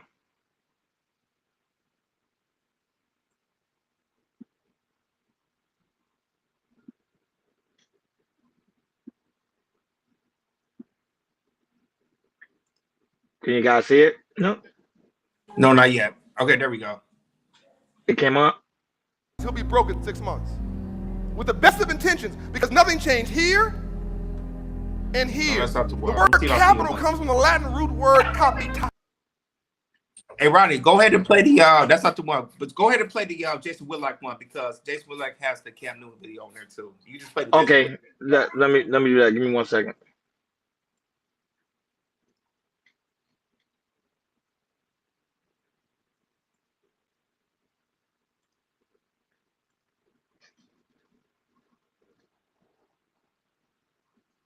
There you go. I gotta let it do it itself because I'm doing it while it's doing it. So that's what's happening. And I'll play it Cam again. Go ahead.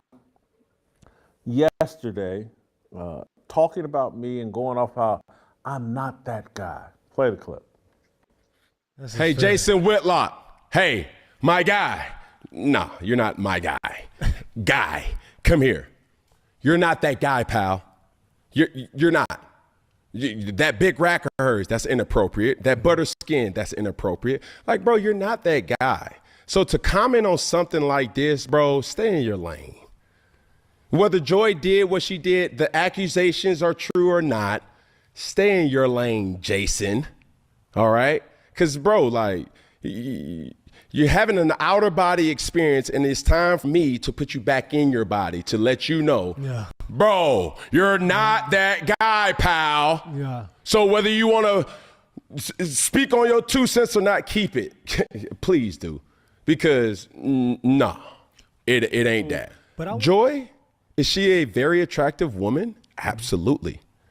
And it's not for me to make appropriate statements, Jason, by saying that rack. Like, bro, come on, bro. Like, all right, let's put it like this, since we want to get personal.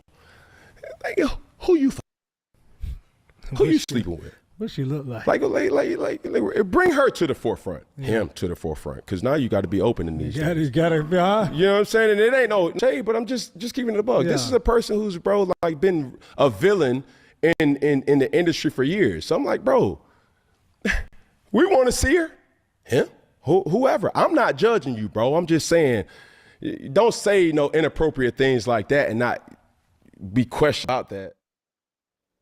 If I had testosterone therapy for 30 days, here's exactly how his body will.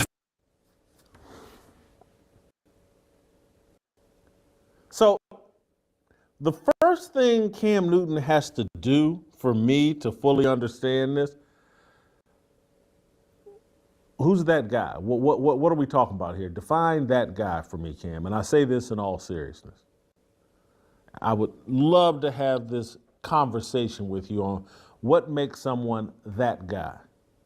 And then ask yourself, do I want to be? Does Jason Whitlock want to be that guy? Because, maybe this is just a misunderstanding about what that guy is and whether or not I want to be it. Here's who I want to be, Cam. I want to be a Christian who provides biblical wisdom to young people and older people who reject, deny, don't fully understand, don't comprehend the wisdom that's spelled out in the Bible. That's the guy I'm trying to be.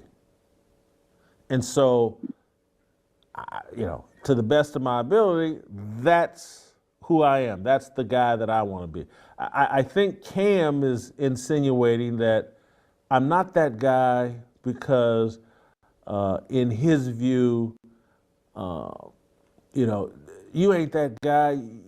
You're not knocking off these 304s in television and on Instagram. You're not that guy. You can't talk about these women that are sleeping their way to the top because you're not that guy. You're not betting those women. And what I would say, Cam, is you're right. I'm not that guy.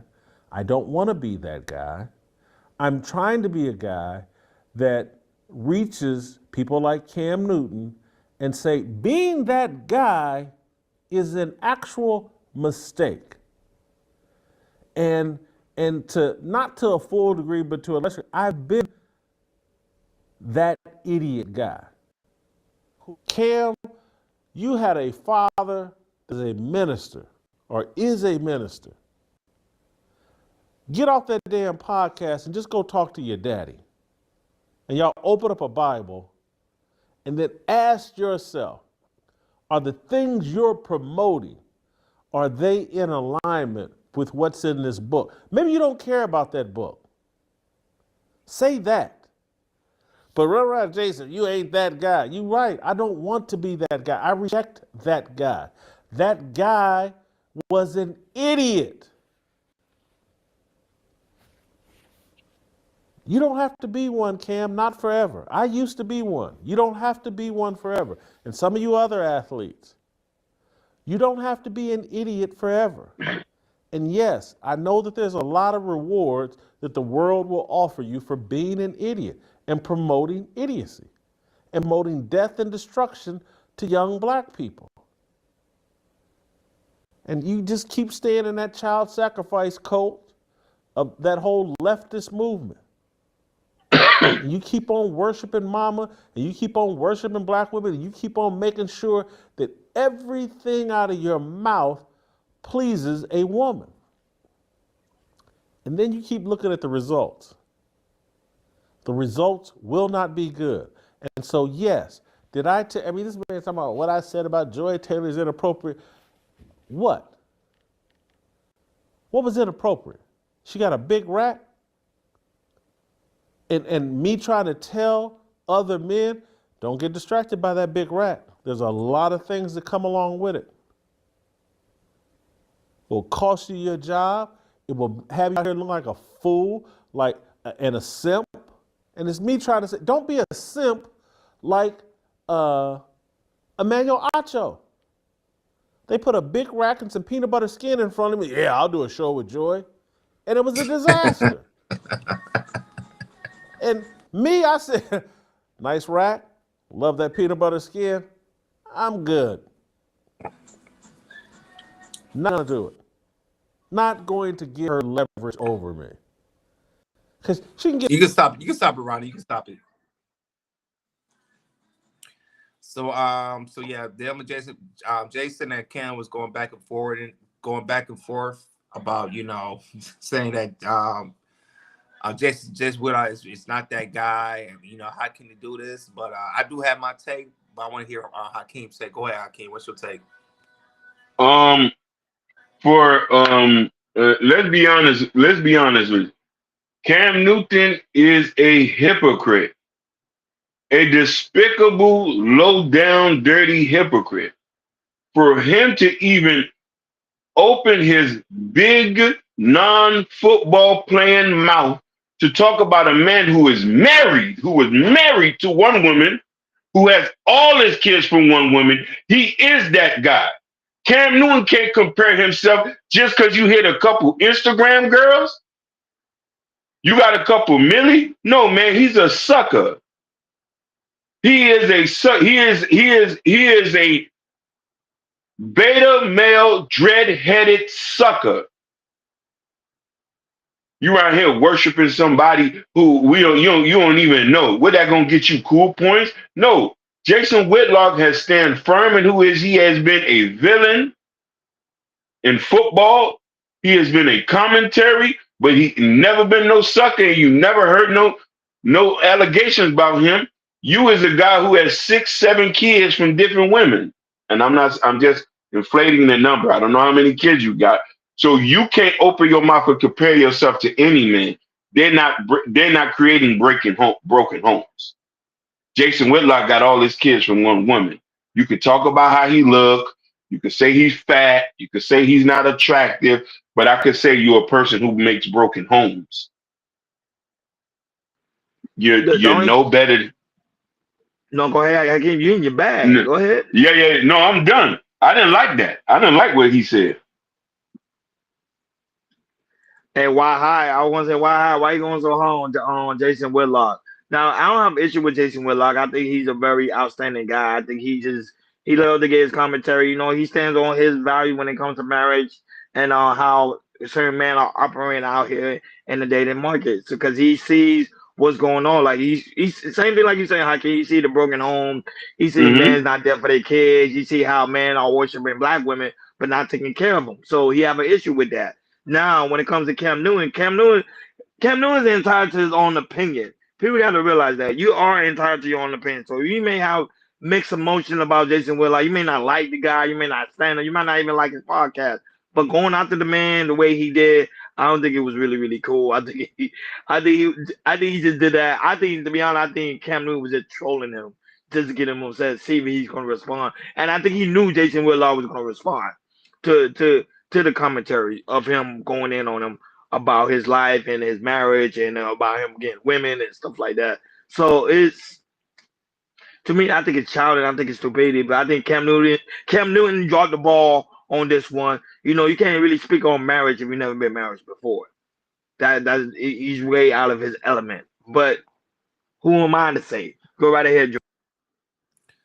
I'm gonna take a different turn on this. This will come with Jason Whitlock when he said he probably could have messed with Joe Taylor, and I was like no at the time. My last commentary, you know what? he's right. He probably could mess with her. Why? Because if she's messing with the executive, who, if you look at his picture, some women might think he's unattractive, and allegedly if she was sleeping with people to get jobs like that.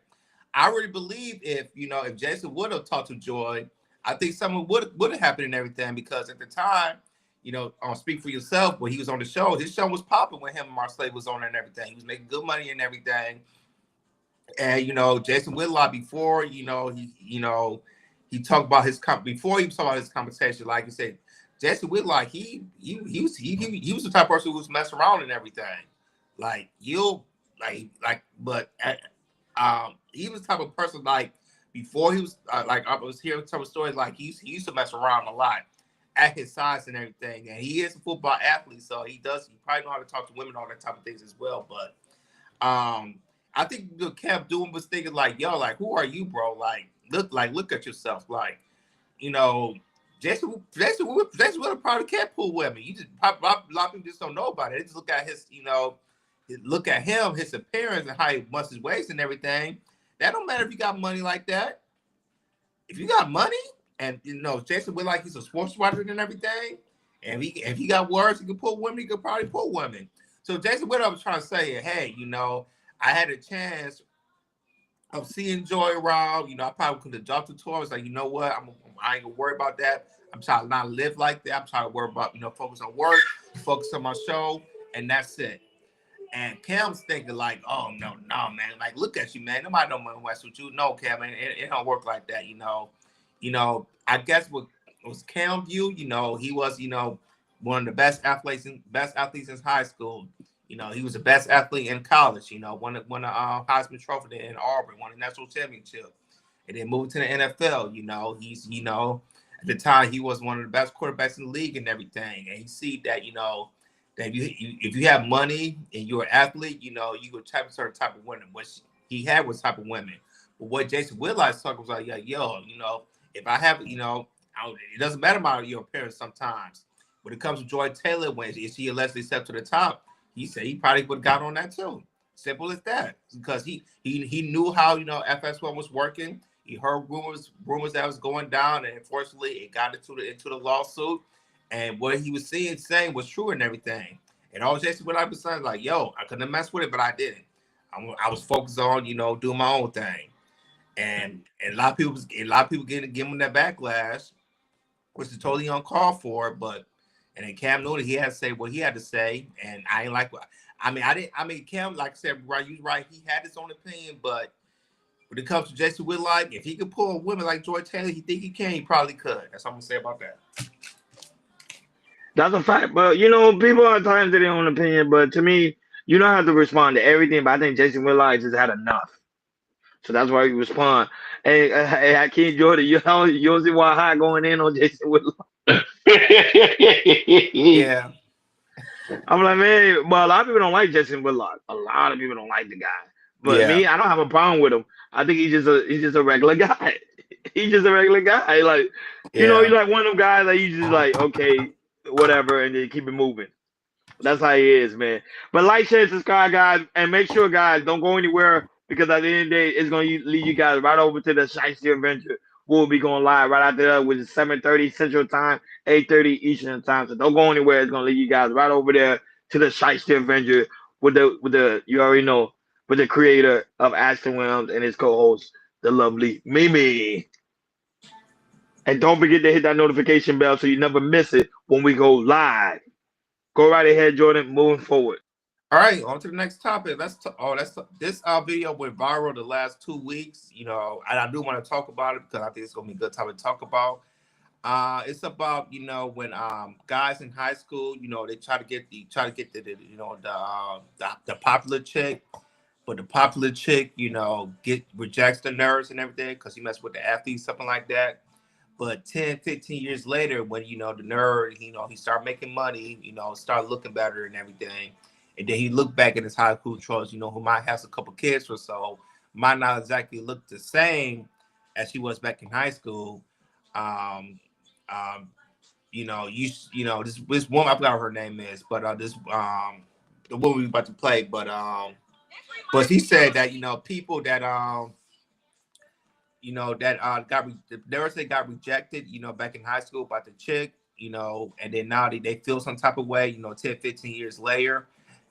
They feel like, you know, you should get over it and, you know, and just deal with her, you know, because they felt like, you know, the popular women that was dealing with the drug dealers and everything, they was kind of they was kind of victim themselves because, you know, they messed with the bad guys and the bad guys treat you well, and then years later they don't want it no more. Now they want something else, and they feel like the women that was dealing with drug dealers, they feel like they're victims. So I ain't gonna say nothing else, Hakeem, but I mean Ronnie, but go ahead and play the clip.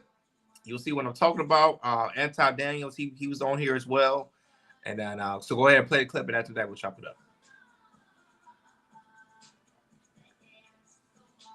It was a meme of a girl in high school, girl in high school. Shame me. I'm not shaming you. I'm not shaming you. In the meme, they were in high school. When the nerd came to the girl in high school, she was like, nah, I want you. And then when she became baby mama, he was a CEO, executive, and all that. And she like, hey, you remember me? He said, no, I want you. I be feeling like, respectfully, y'all is the grown-up version of the niggas that got hurt in high school while we was out fucking with the drug dealers. Let me tell you something. We were victims then making horrible ass decisions with grown ass niggas preying on us. Y'all gotta let that shit go. You ain't get pussy in high school, you get pussy now. Get over it, Absolutely. nigga. It's okay. Do you hear me and bring up, oh, but what about the girls who had the older guys picking them up in high school? Get the fuck over it. Right. It wasn't right then. It is not right now. And she wasn't the one who was responsible for making it right. He was the older guy. This reminds me of a meme. A meme of, it was a meme older guy. They can make more excuses. They can have as many excuses as they want. I say, God, save me from y'all. Oh, that's amazing. I'm so glad about. So we can talk all day about certain topics. You guys can't. You can't all the guys that they want to try to shame for making good decisions. No one's shaming you. Shaming good decisions. I'm not shaming good decisions. I don't want shaming them for decision making. It's actually quite the opposite. You're shaming me for making bad decisions in the past. Why do they keep talking over me? Remember this. And this goes for the women too. But I'm speaking to my guys. Anytime that you find yourself in a situation where you dodged somebody that you thought was for you but really wasn't, that's God protecting you. Absolutely. Go for women too. Whenever you raise your standards, fellas, remember, it's not that you gotta have a lot of options, you just gotta find the best one for you. Older guys. They can make more excuses. They can have as many excuses. Yeah, I won't say it. I think it's the audio, their audio, I think. Is that's how it sounds, Jordan, when you listen to it? Yeah, for my part, yeah. So yeah. So I think it's because I think they was cursing and stuff, so I think they was trying to block it out. That's why yeah. So go ahead, Jordan. Continue. Go ahead. So yeah, so this, like I said, there's certain circumstances, you know, when nerds, you know, like I said, they try to get the popular check, they don't get it, and then 10, 15 years later, some women feel like, you know, they still mad. There's like the nerds are still mad about that, and you know they feel like they should get over it and date them anyways, which, you know, I think is kind of crazy. But go ahead, Ronnie, man. What's your take on, you know, should nerds just should get over it and just date their high school whatever, you know, that kind of rejected them? That's a tough one. I say no, because they didn't want them in the first place. They didn't want you in the first place. Why should you go back and go for sloppy seconds? I think no. I think they should go who wants you first. That's all. That's my motto. Why try to go something in the past that never see you the way you are, but then later down the line they want to holler at you and want to talk to you? No, man. Move on. Move forward. Talk to someone that's gonna better you and cherish you. Because hell, that was their loss. They seen you had a nerve. They made fun of you. They picked on you. Good riddance. Goodbye. But I do want to know Hakeem's point of view, because Hakeem is from a different generation than you from where you and I, Jordan, are from. Go right ahead, Hakeem. Yep. I always say this: if a person didn't want you, you should never get them. Because they'll never want you. They'll look at you and despise you. They despise you from the get-go. Why would you accept somebody after you done blowed up? You can only And I wouldn't even try to get a get back on it because it's not even worth it. Let them watch you blow up. I'm from that era where a lot of guys were picked on, girls were sitting on them, and they tried to get with them later. And let's be real of them. Some of these guys do get with some of these girls because these girls were like the women of their dreams, but later they would feel the blunt of it. So it's just really having confidence in getting over your insecurities and knowing that you should never be with a woman who turns you down. If she turns you down, she's gonna turn you down your whole life. You should never ever be with a woman who turns you down. Yeah, I like that, King. It's pretty simple with me. If, like I said, if she don't like you back then, that's it. She don't like you. Doesn't, Yeah. I mean, she might, 15 years later, she probably see you pop up and everything, and then you single, you might get a DM or something like that, from her or something like that. But yeah, I'm not falling for that. To get over it. You should date them anyways. No, if she didn't want you in the first place, she never didn't want you. Simple as that. You need to find somebody that likes you first, that wants you, not the other way around. I don't like how women spill that junk like I was feeling you in high school, which they kind of lying. I know you was this good of a type of man and this and that and da da da da. Nah, you can say all that, but I'm not trying to get with you. Simple as that. So yeah, young man, like I said, if you saw that one chick that was popular that rejected you, and you see her 10, 15 years later, you stay away and focus on you and focus on other women, because there's plenty of other women in here and in the world that will like you and enjoy you and treat you more respect. Because if you turn around going to your past, have that nostalgia and everything, that feeling and everything, that good feeling back in the past of how she is, I guarantee you, 10 what she is like right now, 10 years later, she is not what she was 10 years ago. Period. No, but don't get me wrong. There's a slogan that guys always say too. They were like, "Wait till I'm hot," and the same girl I always wanted to get in high school, I'm gonna go out there just to smash her and throw away on her. Some guys do that, but to me, I don't think that's a smart idea because to me, she wasn't your first choice. Like she wasn't looking at you as her first choice, so you shouldn't look at her as your first choice either. You should just go ahead and move on. Stephanie asked the question that, how do you know? That was she made. How do you know who you still hang around all their high school friends? Facebook. Thank you, Hello, Facebook. Facebook around. Facebook is still around. People still got Exactly. friends from people from high High school. school. Me, Hakeem, Jordan. Yeah. We Yeah. still got friends from high school that's on our Facebook. So that's how we know. I guarantee you, like, we probably had somebody that we liked back in high school, me, Hakeem, Mhm. and Ronnie, that they look at right now, 15, 20 years later, and they see you right now, and the thing is, they will follow you, and then they'll just they'll look at your stuff, not knowing and everything. And the thing is, I'll do this too, Hakeem, Ronnie. If you ever saw somebody that you kind of had a crush with, and I did this one time too. I'm not gonna name any names. I deleted her as a friend. Next week, she want to add me as a friend again. Yep. Facts. Why? Why? Why? Because they want your attention. Exactly. Oh, Sophia, you don't got Facebook. Yeah, Sophia, you create Facebook. Trust me, Yeah. all your high school friends will be looking for you. Yes, exactly. They'll be friend recommendations. Hey, you should be a person with this. You should be friend with this person. I'm like, nah. All the people that was making fun of you, the people that was picking on you, they'll be looking for you. Trust me. They Exactly. would. They would. They would. I was saying, man, it's crazy, man. As you get older, it seems like people don't get older. It's like we getting older, but people still want to be in high school. I'm like, we still doing Yeah. this? Okay, Jordan. Last topic of the day of the show, man. All right, let's do this one. Let's talk about Gorilla. So, Gorilla, she's popping right now. Had a great 2024, and she want to start out, 2025 with another banger as well. But she went on, I think she was on Instagram story, and she tells herself, why, herself, she still remains single and probably will remain single in 2025. So go ahead, Ronnie, play the clip, and after that, we'll chop it up.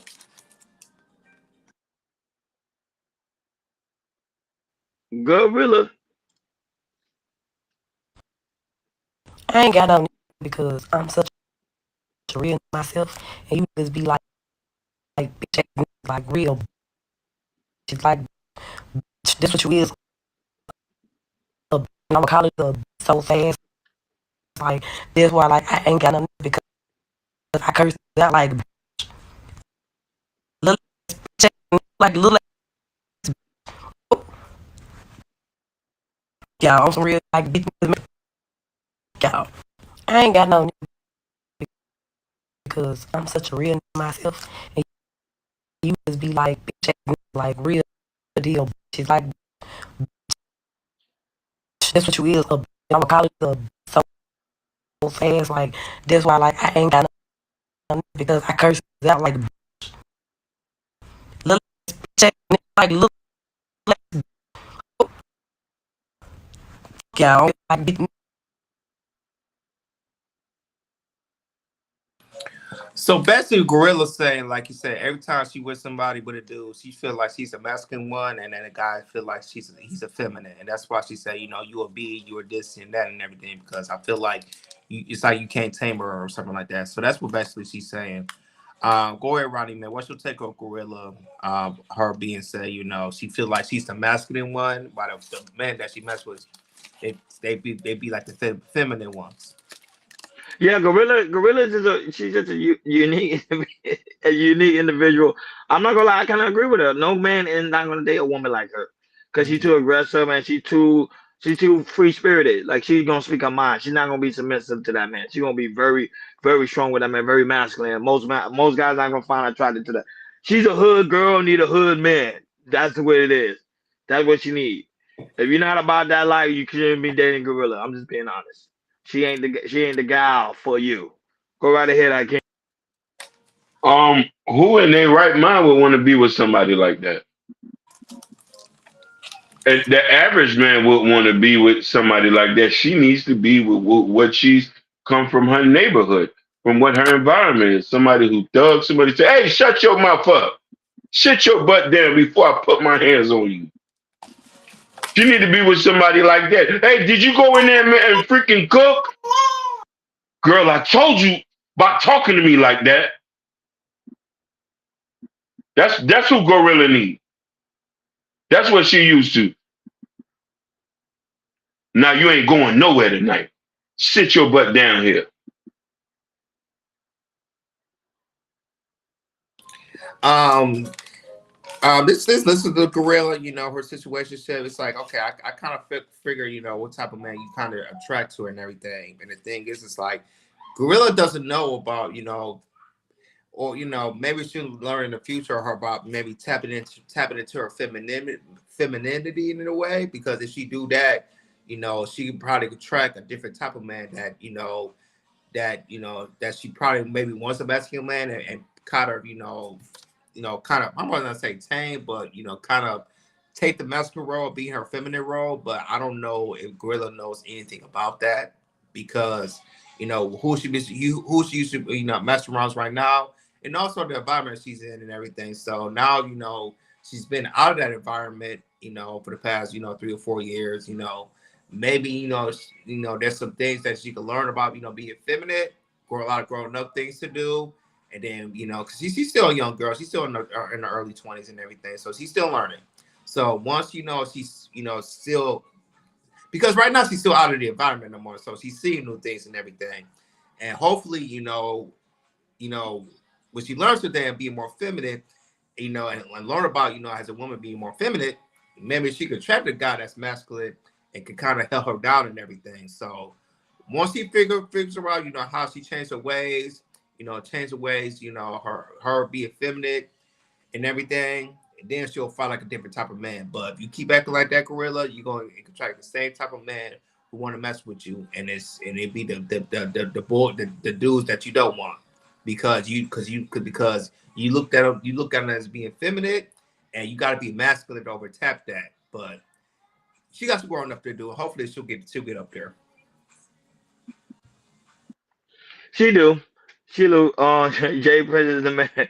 Jay Prince is the man for her. That was why high crazy, man. Why high Jay Prince? Why high shout out, man. Like, share, and subscribe, guys. Don't forget to hit that notification bell on the right hand side. Remember, we do go live each and every Monday, Wednesday, Friday, 6 o'clock Eastern time. And now we will be going live also on Tuesdays and Thursday, which will be our vertical live. So don't miss that. We'll be going live on that at 6 o'clock Eastern time as well. Shout out to everybody that was in the building. We thank you guys so much. Shout out to the 30 people that are watching us on X. Shout out to the 30 people that are also watching us on YouTube. Shout out to the lovely Sapphire Great that was also in the building, always holding us down. I know her channel's revamping. She changed some things around. So, guys, make sure you subscribe to the channel. Hakeem, what's her new channel name again? Sapphire Inspires. I like that. Shout out to White High that's also in the building. Shout out to Know Your Worth. Thank you so much, sweetheart, for being in the building. Shout out to the lovely Shout out to Stephanie Know Your Watkins Word. that was also in the building that was giving us the breakdown and commentary of her being out there on the footwork, putting in the groundwork, having the people out there in the Los Angeles area. Shout out to A1, a new subscriber. Shout out to you for being here in the building. I don't know you're a man or a woman, so I'll just say A1. Shout out to you for being here. Thank you for subscribing to the channel. Shout out to all the new subscribers that subscribe to the channel. We really do greatly appreciate you guys. Shout out to Ashton William, the creator of the Shice Avenger, also in the building. So guys, don't go anywhere because it's gonna lead you guys right over there to Ashton William channel. The guy's close to 800 subscribers. Let's help them get there. Shout out to Kareem Stevie. Shout out to her, guys. Also, make sure you subscribe to her Instagram, Kareem Stevie. She has some really, really dope content over there where she do some artwork, her music, everything. So, guys, make sure you subscribe to her on Instagram. Shout out to Todd, also a new subscriber. Shout out to you for being here. We really do greatly appreciate you guys. Shout out to those who are also watching us on Kick and also Twitch. Thank you guys so much for tuning in. We really do greatly appreciate you guys. Make sure to say something. Say something, you guys. Say something. Shout out to the lovely Mimi that was also in the building, co-host of the Shiesty Avenger. She was over here showing us love and support like she always do. Shout out to Tequila, Truth Wife. Thank you so much for being here. We really do greatly appreciate it. Yes, the fire was. It was a great show. I ain't gonna lie. I'm gonna watch the playback because let me say some really, really dope stuff, man. What's going on in the Los Angeles area, and I like to be informed. So, thank her so much for coming through, showing us love and support. We really do greatly appreciate you guys. Not that, but shout out to those also watching us on Instagram. Of course, Stephanie, she came in.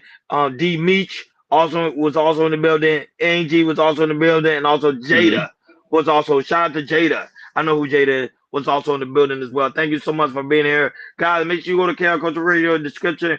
In the description where you can find the KR Culture Radio T-shirt, the KR Culture Radio hat, and also the KR Culture Radio coffee mug. We know right now it is cold out there for those that live in the Baltimore area and Atlanta and all over the New Here York. too. It's cold. Get chilly here too.